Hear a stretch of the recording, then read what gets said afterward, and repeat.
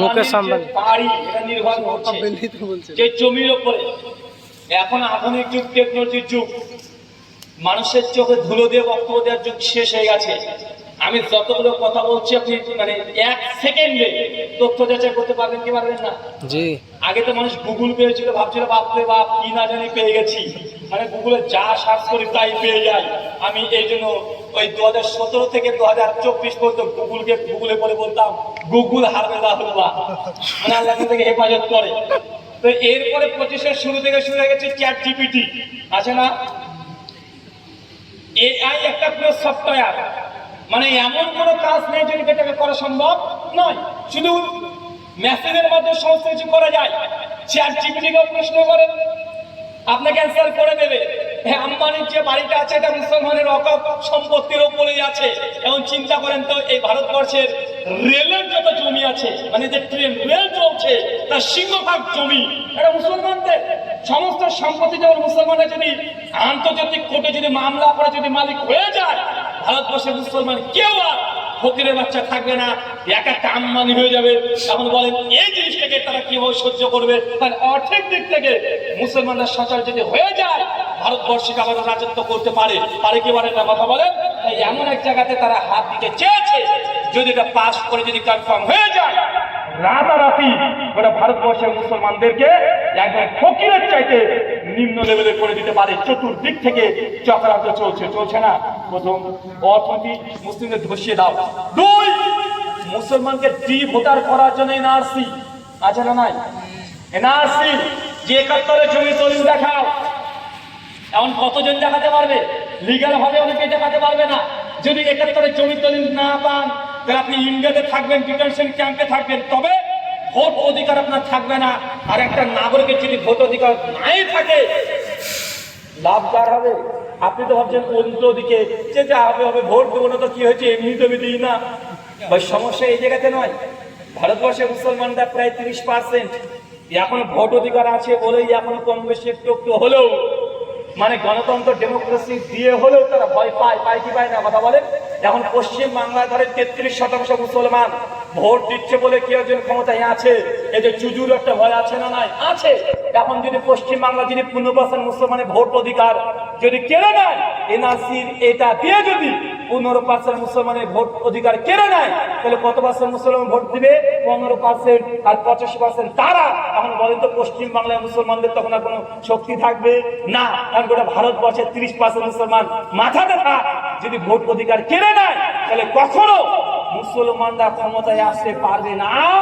এবং বিরোধী যারা মুসলমানের সমর্থন করে তারাও চিন্তিত ক্ষমতায় আসতে পারবে না, বরং বারবার তারা ক্ষমতায় থেকে যাবে। এটা হচ্ছে এনআরসির মূল সূত্র।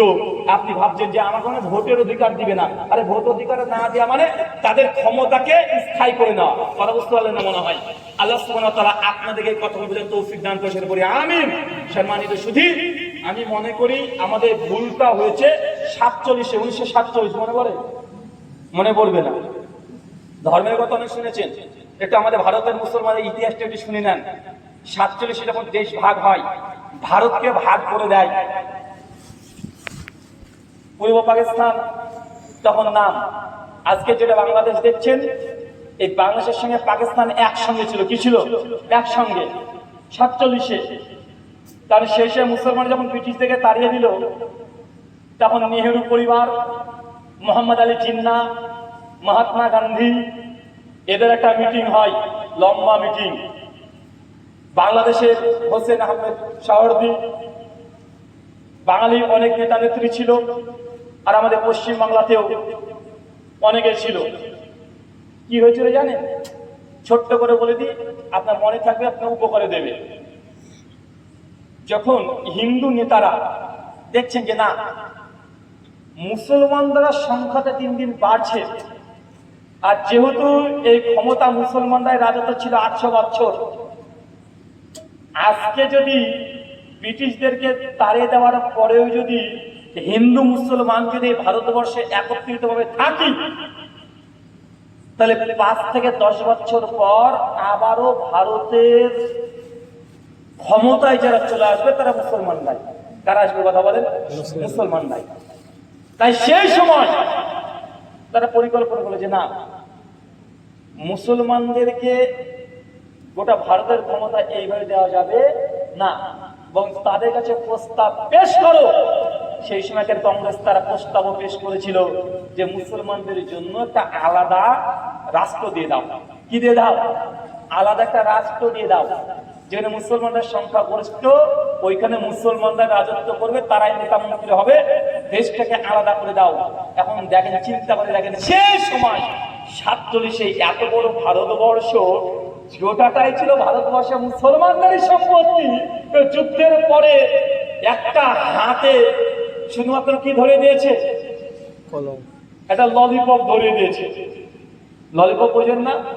মানে যে কুলপি খান না, আইসক্রিমের দোকানে কুলপি, ওই যে বিস্কিটের মধ্যে কুলপি দিয়ে দিয়েছে, মানে কুলপি ওই আইসক্রিমটা পুরো খেয়ে নিয়েছে, খুচাটা ধরে দিয়েছে। আরে মুসলমান তো গোটা ভারতের মালিক হওয়ার কথা। আরে গোটা ভারতবর্ষে 800 বছর ইতিমধ্যে ক্ষমতায় ছিলাম। আরে আমরা যুদ্ধ করে ইংরেজ থেকে তাড়িয়ে দিয়েছি, তো ভারতবর্ষের রাজত্ব ক্ষমতা আসার কাদের কথা? মুসলমানদের। সেই জায়গাটা চাল একটা ভুলে ভারতবর্ষ থেকে মুসলমানরা সেই সময় বিভক্ত হয়ে গেল, পাকিস্তান তৈরি হয়ে গেল। পাকিস্তানে তখন কিছু মুসলমান চলে যাচ্ছে, যে রাষ্ট্র কায়েম করছে, তো ভারতবর্ষের গোটা যা তার 10 ভাগের মাত্র 1 ভাগ মুসলমানকে দিয়ে দিয়েছে, 9 ভাগ তারা হজম করে বসে আছে। এখন বলেন তো ভাইজান, সেই সময় যদি মুসলমানরা ভাগ না হতো, আজকে ভারতবর্ষে মুসলমানদের এই দুর্দশা হতো? বর্তমান বাংলাদেশে প্রায় 18 কোটি মুসলিম আছে, পাকিস্তানে প্রায় 22 কোটি, ভারতবর্ষে লাখ 30 কোটি হয়ে যাবে। তাহলে কত হলো যোগ করেন তো? ভারতবর্ষে 30 কোটি, পাকিস্তানের 22 কোটি, আর এটা বাংলাদেশের 18 কোটি, মানে 18 আর 22 দিয়ে আবার 30, ভারতবর্ষে মুসলমানরা আরো 30 কোটি, প্রায় 60 কোটি। আবার আফগানিস্তানকে যদি ধরে প্রায় 70 কোটি মুসলমান ভারতবর্ষে এক জায়গায় যদি থাকতো, পৃথিবীর কোন শত্রু এসে মুসলমানদের কাছে এই আঙ্গুলটা তুলে কথা বলতে পারতো? কিন্তু আজকে দেখেন, দেশকে ভাগ করে দিয়ে দিয়েছে। আজকে আমরা 3 দেশে মুসলমানরা আজকে আমরা দুর্বল হয়ে গেছি, আছে না নাই কথা বলেন? সব দেশে আজকে দুর্বল করেছে, তারা ওখানে ঘুরে দিয়েছে। সেই সময় যদি আমরা যদি একসঙ্গে থাকতাম, যদি ওই ছোট্ট একটা দেশ নিয়ে আমরা যদি খুশি না হতাম, আজকে ভারতবর্ষের বুকে মুসলমান কবে ক্ষমতায় বসে থাকতো? কিন্তু আমরা প্রথমে ভুল করে দিয়েছি। আল্লাহ সুবহানাহু ওয়া তাআলা আমাদেরকে বোঝার তৌফিক দান করে, সবাই বলি আমিন।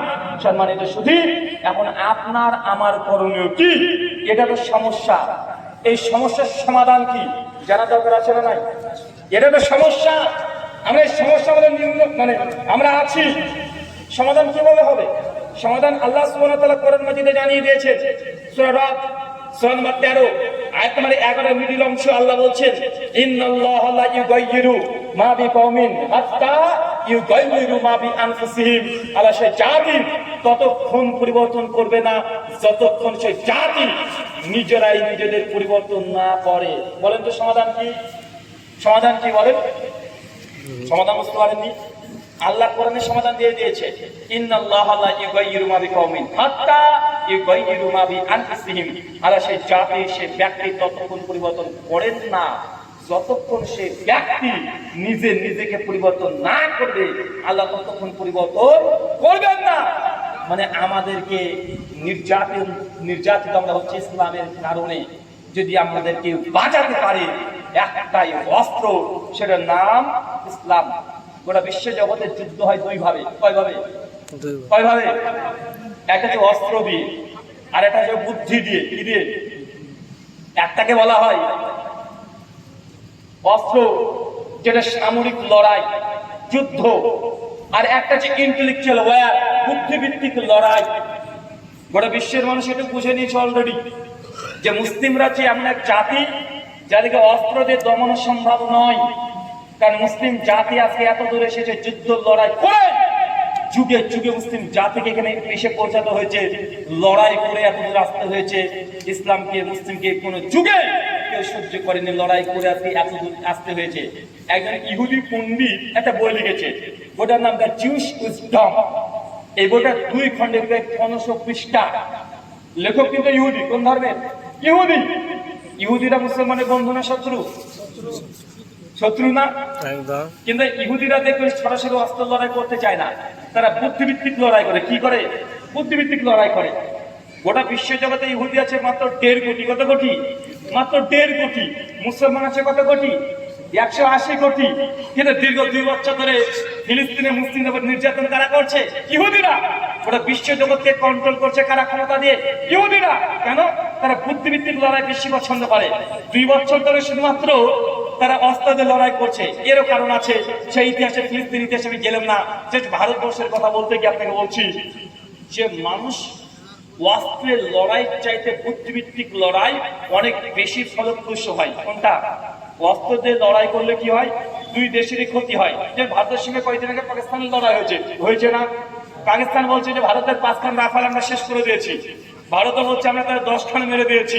বলছে আমি অত কিলোমিটার দখল করে নিয়েছি। এ বলছে এত কিলোমিটার দখল করে নিয়েছি। এ বলছে আমি 700 জনকে মেরে দিয়েছি। বলছে 500 জনকে মেরে দিয়েছি। যুদ্ধের ফলাফল 2 দেশের অর্থনীতির উপরে পড়ে কি পড়ে না? দেখে পাকিস্তানেরও দেখাচ্ছে না হলেও কয়েক লক্ষ কোটি টাকা তার ধ্বংস হয়েছে, ভারতবর্ষেরও হয়েছে। তাতে কি হলো? 2 দেশের অর্থনীতির উপরে প্রভাব পড়লো। একটা দেশ যদি একবার যদি যুদ্ধ লেগে যায়, কমপক্ষে সে দেশটা 10 থেকে 20 বছর পিছিয়ে যায় অর্থনীতিতে। এই অর্থনীতি আর ফিরে আনতে পারবে না 10 থেকে 20 বছর। কেন? যুদ্ধের লাভ কিছু নেই, যা গিয়েছে সব ক্ষতি আর ক্ষতি। হয় কি হয় না কথা বলেন? তার জন্য ইহুদি জুইশ উদ্যমী লিখছেন, মুসলিম জাতির সঙ্গে যুদ্ধ করে লড়াই করে কোনোদিন কোন জাতি একমাত্র বিজয় লাভ করতে পারে না। তার নির্যাতিত হয়েছে, এটা ঠিক, কিন্তু দিন শেষে মুসলমানের বিজয় লাভ করেছেন। ইহুদি পণ্ডিত দীর্ঘ 28 বছর ধরে গবেষণা করেছে। গবেষণার বিষয় ছিল মুসলমানদের যুদ্ধের ইতিহাস, আল্লাহ নবী থেকে শুরু করে একদম আজ অব্দি মুসলমানরা যত লড়াই করেছে আব্বাস খেলাফত পর্যন্ত সবগুলো নীতির গবেষণা করেছে। গবেষণা শেষ করে বলছেন যে এতগুলো যুদ্ধে আমি একজন ইহুদি হয়ে এই সাক্ষ্য দিচ্ছি যে এই মুসলিম জাতির সঙ্গে কেউ যুদ্ধ করে বিজয় লাভ করতে পারবে না। কে বলছে বলেন তো ভাইজান? ইহুদি পণ্ডিত বলছে যে আমি ইহুদি হয়ে বলছি যে জাতির সঙ্গে কেউ অস্ত্র দিয়ে লড়াই করে বিজয় লাভ করতে পারবে না। কেন? এরপর তিনি দলিল তথ্য দিচ্ছেন যে মুসলিমদের সঙ্গে পৃথিবীর যত শত্রুর লড়াই হয়েছে মুসলমানরা কখনো যুদ্ধে হারেনি। আল্লাহ নবীর জামানায় কমপক্ষে 25-এর অধিক যুদ্ধ হয়েছে। সব যুদ্ধে কারা জিতেছে? 90% যুদ্ধে কারা জিতেছে? মুসলমান। কাফেররা 1000, মুসলমান 313। বদরের যুদ্ধ বিজয় হয়েছে ঘরে না কথা বলেন? খলিফারা যত যুদ্ধ লড়াই করেছে সবগুলো তারাই জিতে গেছে। পরবর্তী সময়তে আব্বাসী খিলাফত থেকে শুরু করে ফাতমি খিলাফত থেকে শুরু করে যা হয়েছে সবগুলো মুসলমানরা যুদ্ধ করেছে। এমনকি চেঙ্গিস খাঁ, হালাকু খাঁ, নাম শুনেছেন এদের? হ্যাঁ, চেঙ্গিস খাঁ, হালাকু খাঁ, মানে নাম শুনলেই যারা ইতিহাস জানেন ভিতরে কম্পন সৃষ্টি হবে। চেঙ্গিস খাঁ, হালাকু খাঁ রাতারাতি লাখ লাখ মানুষকে হত্যা করেছে।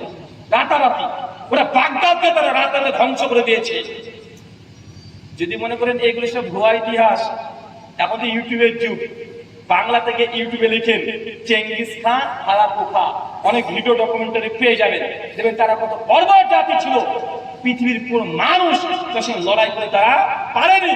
রাতারাতি গোটা মানে আরবকে তা ধ্বংস করে দেওয়ার জন্য তারা স্থির হয়ে গেছিল। 100 বছর ধরে তার সঙ্গে লড়াই হয়েছে মুসলমানদের। আলহামদুলিল্লাহ মুসলমানরাই চেঙ্গিস খাঁ, হালাকু খান জাতির মতো জাতিকে ধ্বংস করে দিয়ে অবশেষে চেঙ্গিস খাঁর বংশধর হালাকু খাঁর সন্তান বারাকা খাঁ বা তার নাতি ইসলাম গ্রহণ করেছে। আলহামদুলিল্লাহ। চিন্তা করতে পেরেছেন? আমি মাঝে ভাবতাম চেঙ্গিস খাঁর মতো শক্তিশালী ফেরাউনের পরে যে ইতিহাস ভাবতে দেবে কাউকে পাবেন না। চেঙ্গিস খাঁ এত বড় বাপের মানে ক্ষমতাধর ব্যক্তি ছিল, এত বড় স্বৈরাচারী শাসক। ফেরাউনের পরে কেউ যদি হয় চেঙ্গিস খাঁ। শাইখুল ইসলাম ইবনে তাইমিয়া জামানার শাইখুল ইসলাম ইবনে তাইমিয়া আল মুতাফা 728 হিজরি তার মাজমাল ফাতোয়াতে তিনি লিখছেন, মানে ইবনে কাইয়িম এর একটা ঘটনা তিনি আলোচনা করেছেন তার গ্রন্থ ইবনে কাইয়িম। কিছু সঙ্গী বলছেন যে আমরা যখন যাচ্ছিলাম রাস্তা দিয়ে, তো সেই সময় দেখছি যে চেঙ্গিস খাঁর কিছু সৈনিকরা তারা মদ পান করছে। আমরা শাইখুল ইসলাম ইবনে তাইমিয়াকে বলছি যে এরা তো মদ পান করছে, তো এদেরকে কি নিষেধ করা যায় না?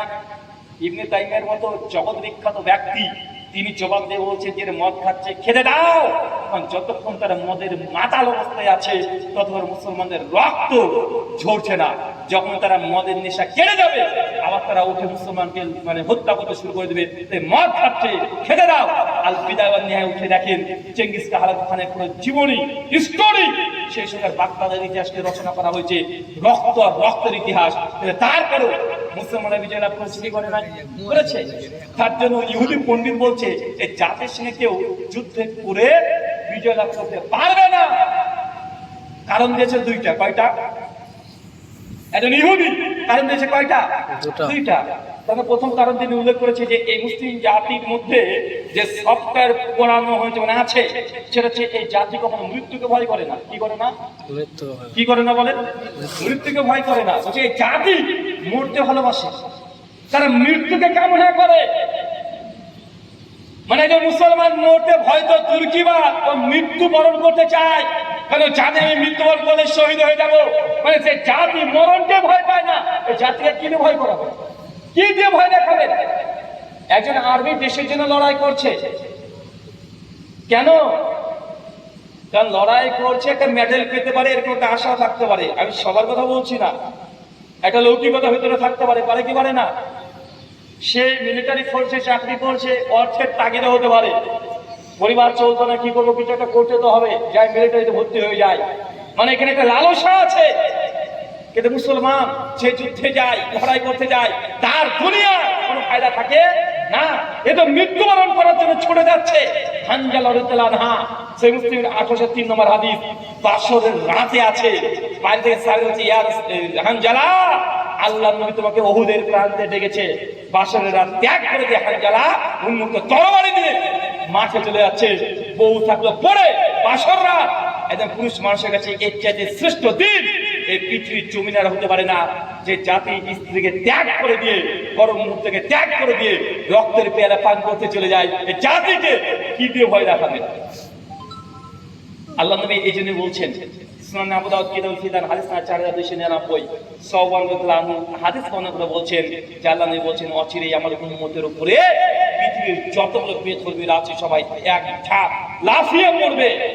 ক্ষুধার্ত প্রাণী যেমন কোনো খাবারের পাত্র দেখলে ঝাঁপিয়ে পড়ে, আমার উম্মতের উপরে ওইভাবে বিশ্বের গোটা বেধর্মীরা ঝাঁপিয়ে পড়বে। বন্ধু ঝাঁপিয়ে পড়েছে কি পড়েনি? 1400 বছর আগে কথা। এটা কত বছর আগে? 1000 বছর আগে। কে বলছে? নবী বলছে যে আমার এই উম্মতের উপরে পৃথিবীর সমস্ত শত্রু এসে ঝাঁপিয়ে পড়বে। খাবারের পাত্র দেখবে যেমন ঝাঁপিয়ে পড়ে, এইভাবে ঝাঁপিয়ে পড়বে। দেখেন মুসলিম উম্মাহ রাস্তায় হেঁটে যাচ্ছে, জোর করে বলছে জয় শ্রীরাম আছে না নাই? কথা বলেন।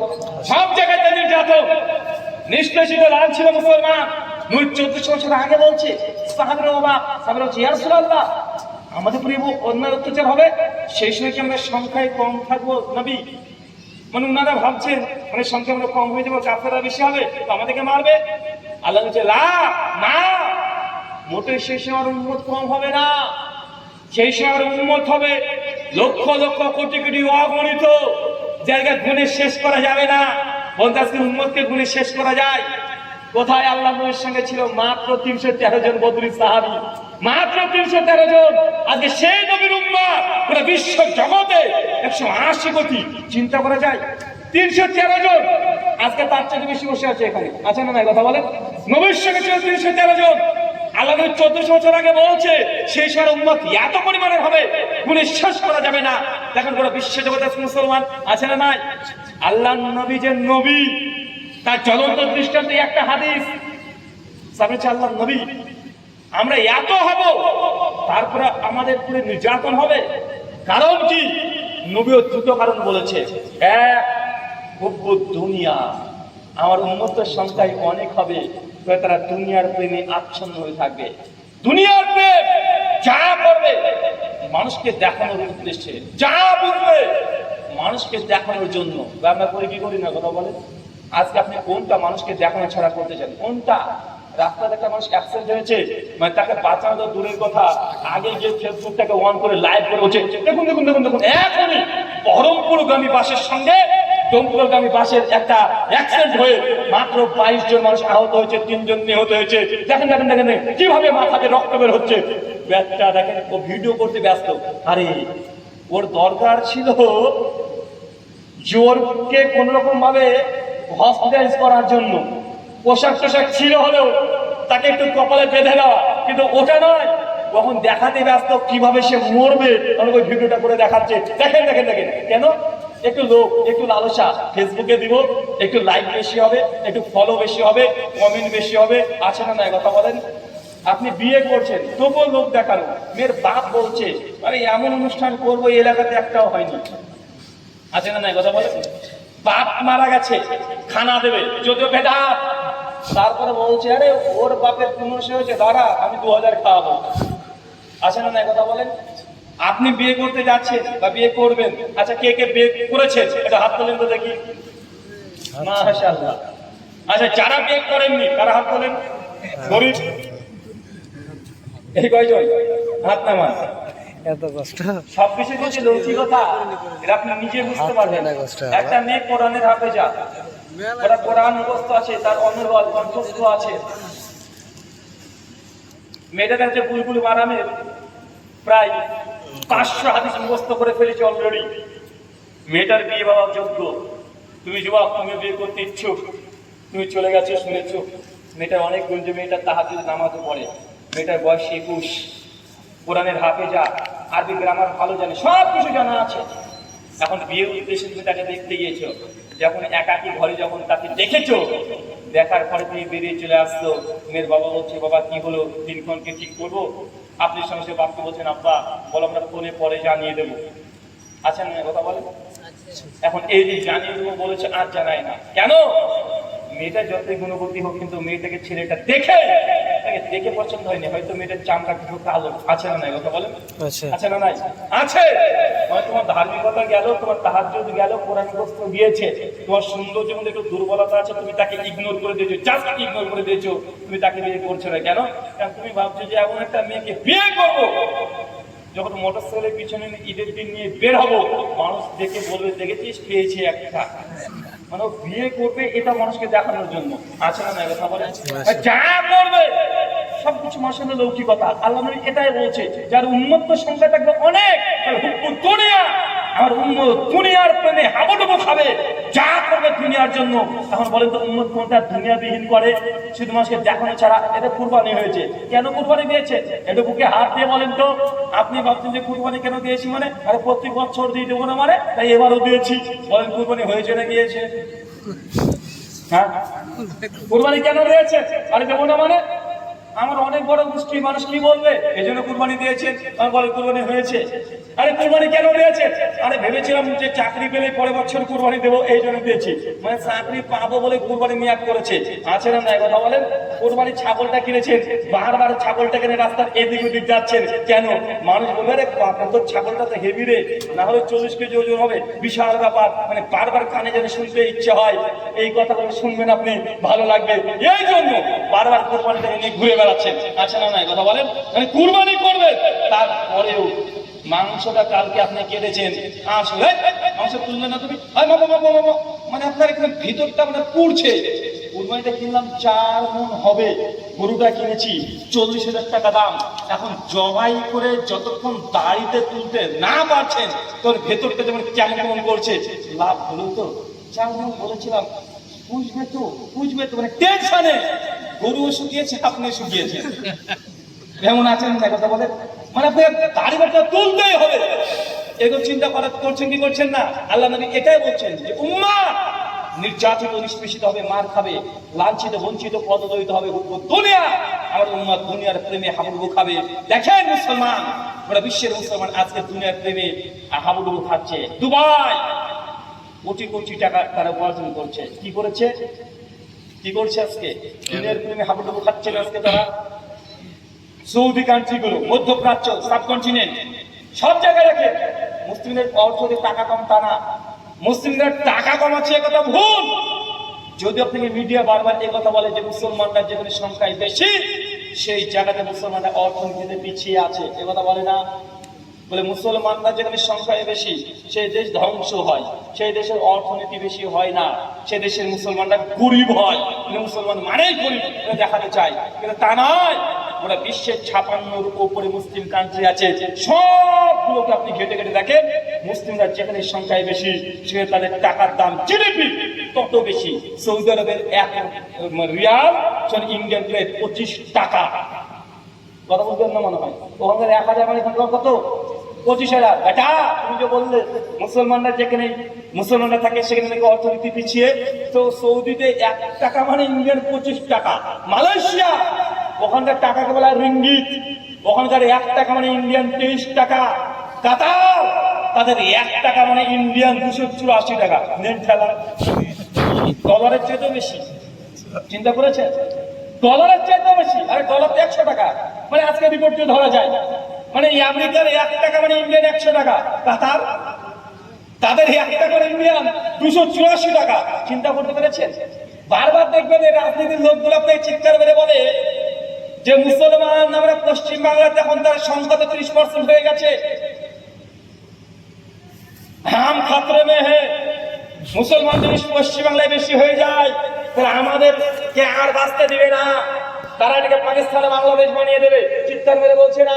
তারা এটা থেকে বোঝাতে চেষ্টা করছে, তাদেরকে বোঝানোর চেষ্টা করছে মুসলমানরা যেখানে সংখ্যায় বেশি সেখানে অমুসলমানরা নির্যাতিত হয়, অমুসলিমরা সেখানে বাস করতে পারে না, অমুসলিমদেরকে ডিমোলাইজড করা হয়। এটা প্রচার করার চেষ্টা করছে না? এসব চিটিং বাস করে এটা জানে না। প্রধান দিয়ে তারা বলবে দেখো পাকিস্তান ওখানে আজকে হিন্দুরা নেই, হিন্দুরা সব পালিয়ে আসছে। বাংলাদেশ ওখানে হিন্দুরা নেই, পালিয়ে আসছে কেন? মুসলমানরা যেখানে সংখ্যায় বেশি সেখানে অমুসলিম হিন্দুদের উপরে অত্যাচার করা হয়। এটা আজকে পশ্চিমবঙ্গে প্রচার করা হচ্ছে কি হচ্ছে না? কথা বলে যুবক, তোমাকে জবাব দিতে হবে, তোমাকে বলতে হবে ভাইজান